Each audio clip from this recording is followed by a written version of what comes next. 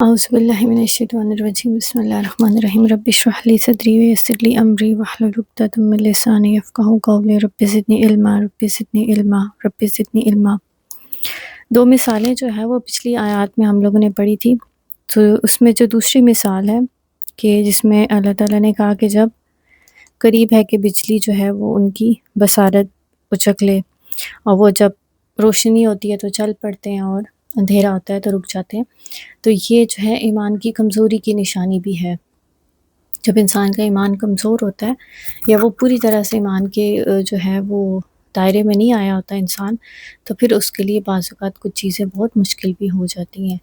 لیکن میں نے آپ کو بتایا تھا کہ انسان کو نیت اور ارادہ یہ رکھنا چاہیے کہ اللہ کا ہر حکم وہ فالو کرے۔ آیت نمبر 21، یا ایہا الناس اعبدوا ربکم الذی خلقکم والذین من قبلکم لعلکم تتقون، تاکہ تم بچ سکو۔ اب یہاں پہ جو خطاب ہے تینوں کیٹیگریز اللہ نے بتا دی کہ دنیا میں تین طرح کے لوگ ہیں، یا تو وہ متقی ہیں، یا پھر کافر ہیں، یا پھر منافق ہیں۔ لیکن منافق ہم کسی کو کہہ نہیں سکتے، اگر ہمیں کسی کی عادات چیزوں سے پتہ لگ بھی رہا ہے تو کیا کرنا ہے، ہم نے بچنا ہے۔ کافر اور منافق سے ہم نے بچنا ہے، ٹھیک ہے؟ کیوں؟ کیونکہ یہ ہمارے مخلص نہیں ہیں۔ تو یہاں پہ عام انسانیت، پوری انسانیت سے خطاب ہے، تینوں کیٹیگریز بتا دی، اور اب تینوں کیٹیگریز سے خطاب ہے کہ اے لوگو عبادت کرو اپنے رب کی، جس نے تمہیں پیدا کیا اور تم سے پہلے لوگوں کو بھی پیدا کیا، اور عبادت کس لیے کرو؟ تاکہ تم بچ سکو۔ عبادت جو ہے وہ صرف کوئی زور زبردستی اللہ کے آگے سجدے کرنے کا نام نہیں ہے، بلکہ عبادت اللہ تعالیٰ کی معرفت، اللہ تعالیٰ کا احساس کہ وہ کتنا رحیم ہے، کتنا کریم ہے، اللہ تعالیٰ کتنی محبت کرتا ہے انسان سے، پھر کس طرح سے اللہ تعالیٰ نے جو ہے وہ ہر انسان کی زندگی میں، اگر انسان ان چیزوں کو محسوس کرے، ان چیزوں کو سوچے کہ وہ رب جس نے پیدا کیا ہے، ٹھیک ہے، پیدا ہونے سے پہلے ہماری روحیں عالم ارواح میں تھی، سارا پروسیس جب یہ نالج ہوگا، یہ ریئلائزیشن ہوگی، یا یہ غور و فکر ہوگا، تو تبھی ہم اس رب کی عبادت کریں گے۔ عبادت کے اندر جو ہے وہ میں نے آپ کو بتایا جیسے کہ صرف ایک ریچول ادا کرنا نہیں ہے، بلکہ شوق کے ساتھ، محبت کے ساتھ، اور اللہ کا خوف بھی رکھتے ہوئے، مطلب اس کے عذاب کا خوف ہو انسان کے اندر، اس کی عظمت کا خوف ہو، اس طریقے سے اللہ تعالیٰ کے آگے اپنے آپ کو سرنڈر کرنا، اپنے آپ کو جھکانا، اور ہر معاملے میں رہنمائی جو ہے وہ اللہ تعالیٰ سے لینا۔ مقصد کیا ہے کہ انسان کا جو پورا دائرہ ہوتا ہے نا زندگی کا، وہ اللہ کے گرد گھومتا ہو۔ انسان کا جو بھی عمل ہے، جو بھی چیزیں ہیں، اس میں سب سے زیادہ ضرورت انسان کو جو پیش آتی ہے نا، وہ اللہ تعالیٰ کی ہی آتی ہے۔ اللہ تعالیٰ کے سوا اگر ساری دنیا بھی آپ کو چھوڑ دینا، اور اگر اللہ نہ چھوڑے، تو اللہ آپ کے لیے ہر مشکل سے آسانی جو ہے وہ پیدا کر سکتا ہے۔ اللہ آپ کے لیے کافی ہوتا ہے۔ قرآن میں اللہ تعالیٰ کہتے ہیں کہ میرے سوا تمہارا نہ کوئی دوست ہے، نہ کوئی مددگار۔ تو یہ چیزیں کب سمجھ آئیں گی؟ جب ہم قرآن کو پڑھیں گے، جب ہم اللہ تعالیٰ کو جانیں گے، جب ہم اپنے اوپر غور و فکر کریں گے۔ تو اس لیے غور و فکر بہت ضروری ہے۔ اللہ تعالیٰ کہہ رہے ہیں کہ میں نے تمہیں بھی پیدا کیا اور جو تم سے پہلے ہیں ان کو بھی پیدا کیا ہے۔ مطلب اگر کوئی انسان یہ کہے کہ مجھے پیدا کرنے والا رب نہیں ہے، تو اللہ تعالیٰ یہاں کیا بتا رہے ہیں کہ نہیں، میں نے تمہیں نہیں پیدا کیا، صرف تم سے جو پہلے لوگ تھے ان کو بھی پیدا میں نہیں کیا۔ تو اور صرف پیدا نہیں کیا، اللہ تعالیٰ نگہداشت کرتے ہیں ہماری۔ ہم جو ماں کے پیٹ میں ہوتے ہیں اس سے پہلے جتنے جو بھی پروسیس ہے، اس کے اندر اللہ ہمارا ہمیشہ ہمارے ساتھ ہوتا ہے۔ تو یہ کتنی خوبصورت بات ہے، کتنی خوبصورت حقیقت ہے کہ ہم جس ٹائم غافل ہوتے ہیں، اللہ اس ٹائم بھی ہم سے غافل نہیں ہوتا۔ ہم کمزور ہیں، ہم بھول جاتے ہیں، ہم اللہ کو یاد کرنا بھول جاتے ہیں، لیکن اللہ ہمیں نہیں بھولتا۔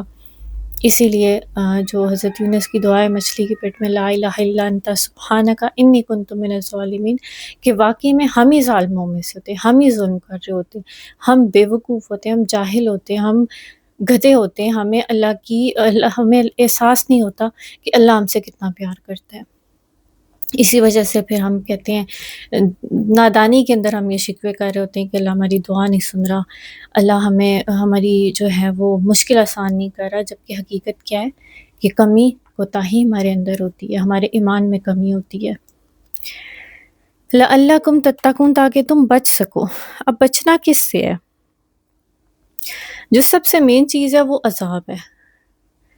جہنم ہے، قبر کا عذاب ہو، کسی بھی شکل میں اللہ کی جو ناراضگی ہے نا، اور اس ناراضگی کے سبب سے جو آزمائش یا جو عذاب ہم پہ آ سکتا ہے اس دنیا میں بھی اور آخرت میں بھی، اس سے بچنا جو ہے وہ سب سے بڑی کامیابی ہے۔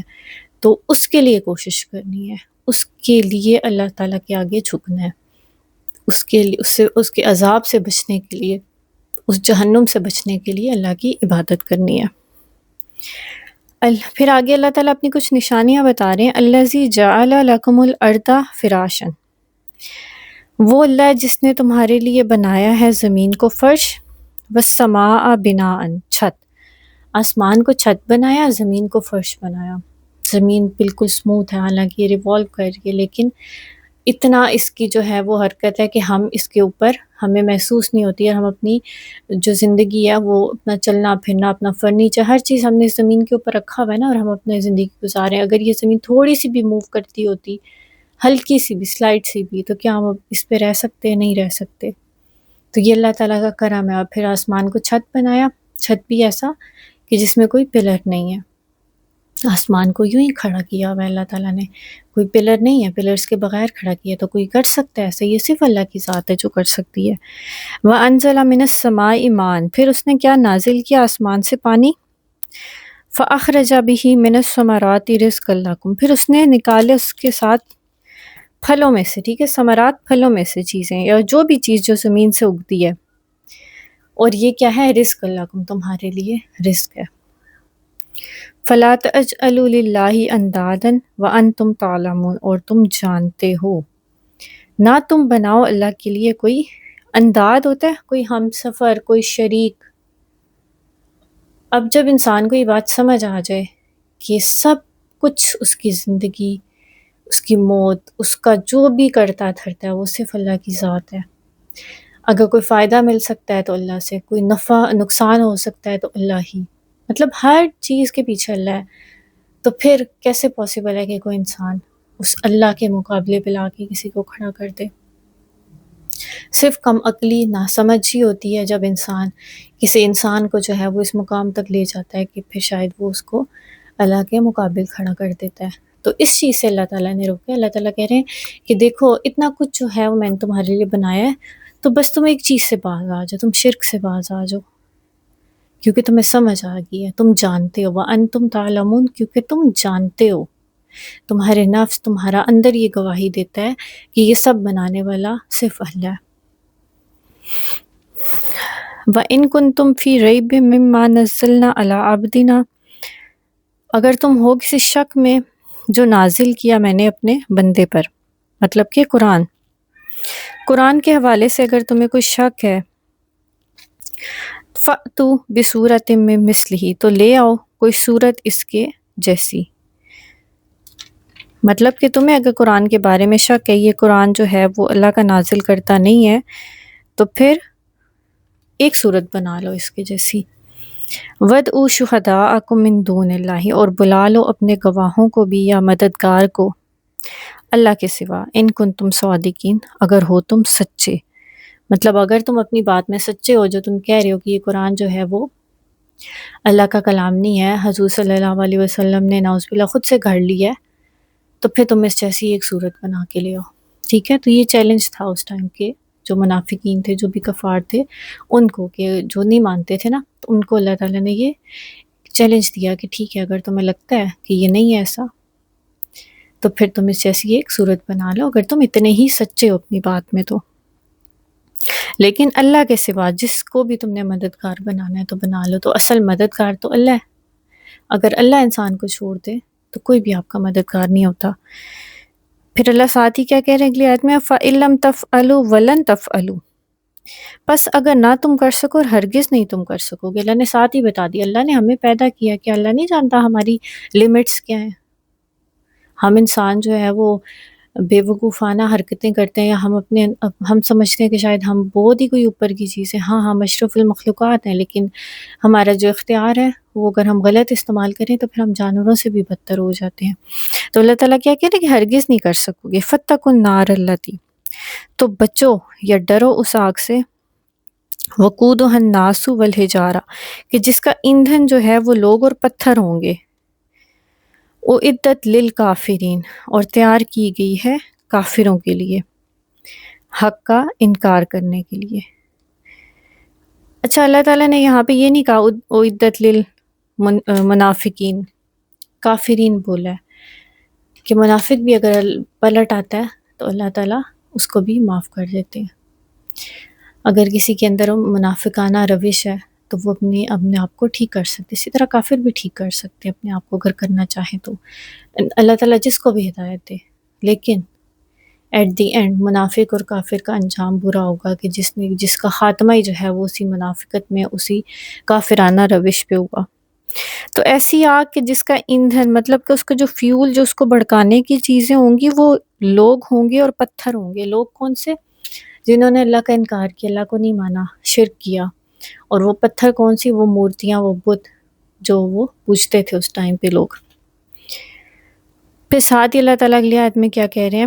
جہاں اللہ نے کافروں کو، نہ ماننے والوں کو عذاب کی وعید سنائی ہے، وہیں پہ اللہ تعالیٰ کہہ رہے ہیں وَبَشِّرِ الَّذِينَ آمَنُوا وَعَمِلُوا الصَّالِحَاتِ، کہ بشارت دے دو، خوشخبری دے دو ان لوگوں کو جو ایمان لے آئے ہیں اور عمل صالح کیے ہیں، جو نیک عمل کر رہے ہیں اور ایمان لے آئے ہیں۔